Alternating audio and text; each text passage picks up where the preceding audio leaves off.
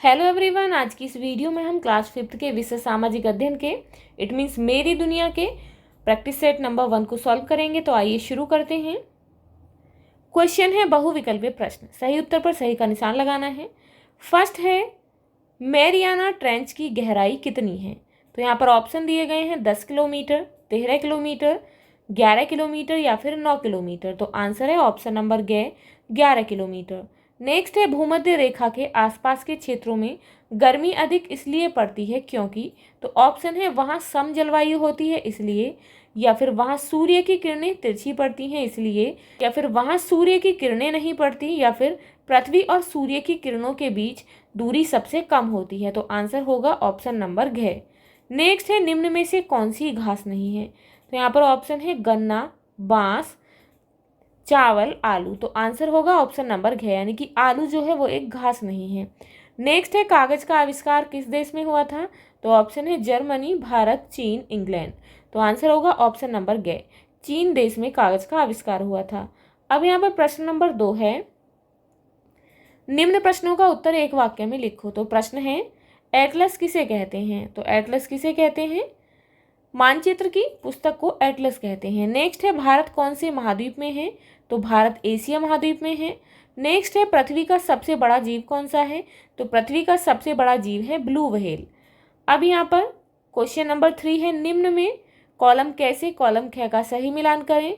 तो भूमध्य रेखा है 0 डिग्री अक्षांश पर, इसके साथ मैच करेंगे। दक्षिण अफ्रीका में है वेल्डस घास के मैदान, इसके साथ मैच करेंगे। सुमेर सभ्यता कहाँ पर विकसित हुई, टिग्रिस और यूफ्रेटिस नदी पर, तो इसके साथ मैच कर देंगे। नेक्स्ट है तापमान। तो तापमान जो है हम किससे नापते हैं, थर्मामीटर से। अब यहाँ पर क्वेश्चन नंबर 4 है, निम्न रिक्त स्थानों में सही शब्द भरें। फर्स्ट है ब्लू व्हेल एक दिन में किलोग्राम क्रील खाती है। तो कितनी, 4000 किलोग्राम। नेक्स्ट है भूमध्य रेखा की लंबाई किलोमीटर है। तो कितने किलोमीटर है, 62,255 किलोमीटर।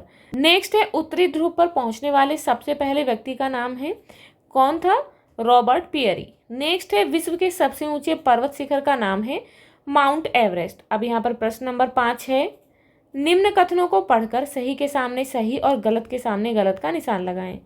फर्स्ट है अंतर्राष्ट्रीय तिथि रेखा समय निर्धारित करती है। तो बिल्कुल सही है। नेक्स्ट है अक्षांश रेखा का दूसरा नाम देशांतर रेखा है। तो गलत है, अक्षांश और देशांतर अलग अलग रेखाएं हैं।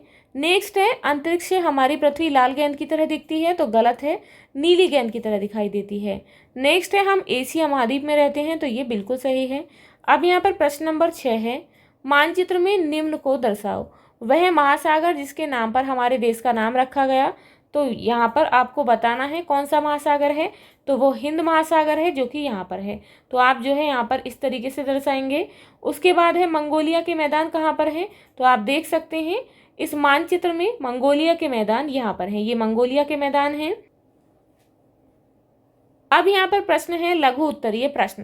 प्रश्न है दिन और रात कैसे बनते हैं। तो कैसे बनते हैं, पृथ्वी अपनी धुरी पर एक पूरा चक्कर लगाने में 24 घंटे का समय लेती है जिससे दिन और रात बनते हैं।